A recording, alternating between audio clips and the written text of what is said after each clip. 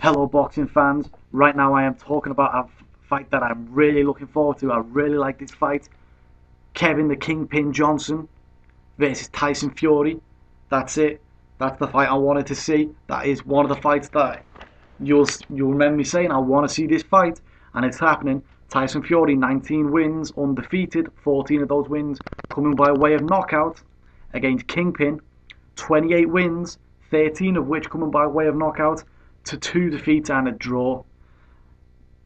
Now I'm going to get straight into this because I can't wait.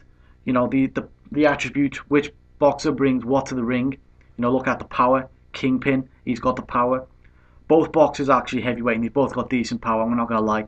But the reason I give the power advantage to Kingpin is because just basically he's got the better technique. He likes to work off the jab and he adds in the right hand off the, the backhand, his right hand. It's a very powerful weapon. Whereas Fury, he doesn't really come in with a specific style. He actually changes each fight, and I wouldn't say it's amateurish. I just say it's annoying when you're trying to predict what he's gonna do.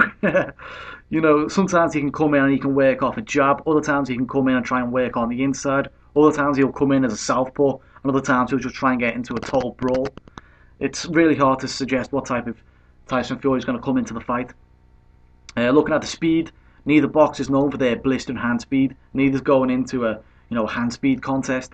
Oh no. If I had to give a slight advantage, I've got to give it to someone. I'll give it to Tyson Fury, based on he's had longer to prepare. Yeah, he's getting better each fight. He's losing weight, so he should get a slight advantage when it comes down to the speed. He likes to also add in those sneaky body shots. You've got to watch those body shots by Tyson Fury, by the way. Those sneaky little body shots he brings in. He's dropped enough opponents with those body shots. So Kingpin's got to watch out for them. Like I said, Kingpin's not very fast, but he's got great technique, and that's one of the things I like about Kingpin. He's probably my favourite boxer outside of the UK right now. In the heavyweight division, definitely. Kingpin, I think he's really good. He's got decent power. Defensively, he's quite solid. Fury, on the opposite hand, is quite defensively open. So it could be quite fireworks, Moving on to the boxing ability, and I'm going to give a slight advantage here to Kingpin, just because I think he's the better boxer. By contrast, I actually think Tyson Fury is the better fighter. It really depends how this fight's going to go. Is this going to be a boxing match, or is this going to be a fight?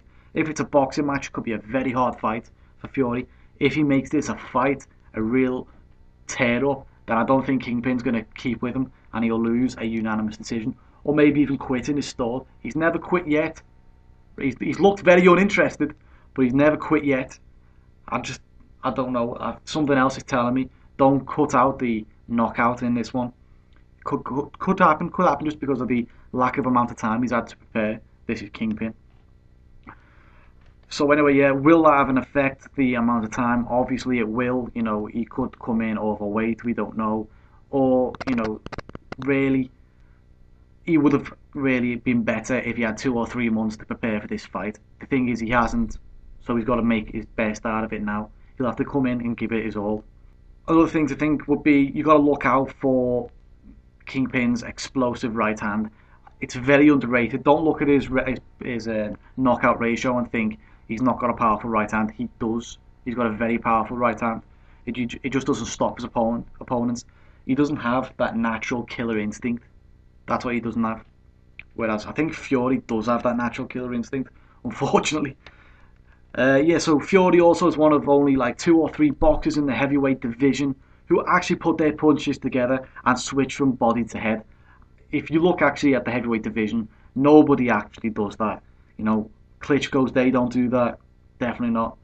Price, I don't know. You could say Price, maybe. Other than that, who else does work body to head? Chisora, maybe. Maybe. That's about it, really. So that's one thing I do like in boxing, by the way. Combination punching, body to head, switching it, creates excitement, brings the knockouts. And Fury does bring that. That's one thing Fury does do. Moving on to the chin, and I've got to give this to Kingpin as well. So basically, this could be, on paper, this is a really good fight for me. I'm telling you, this is heavyweight. One punch can do it, but Kingpin, it's worth noting, he's been a distance with Vitaly Klitschko.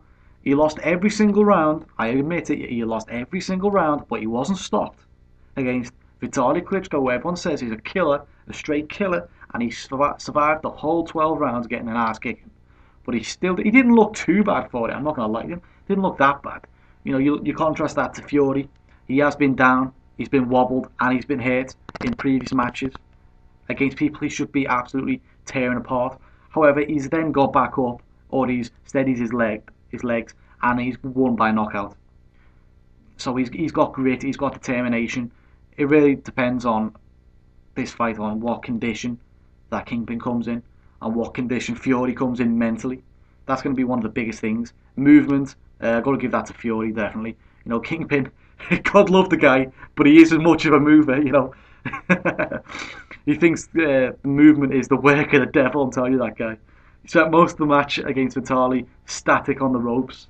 Didn't do much moving in the prize fight tournament, considering he was competing for a fight with either Fury or Price, whichever one he wanted. And he looked very uninterested, so I want to see how he's changed. You know, this is a real godsend for him. You have just lost your last fight, Kingpin.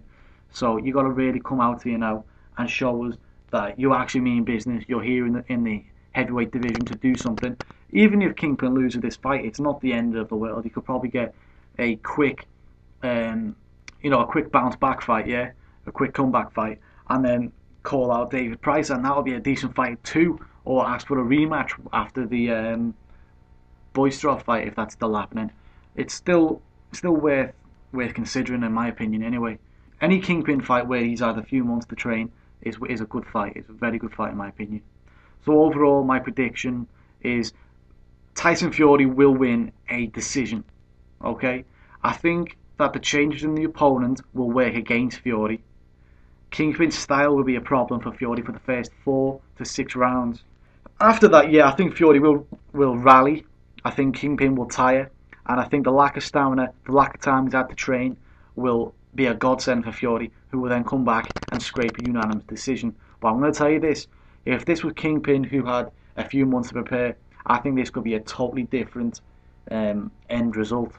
I really do. I think Kingpin could win if he had 2 or 3 months to prepare.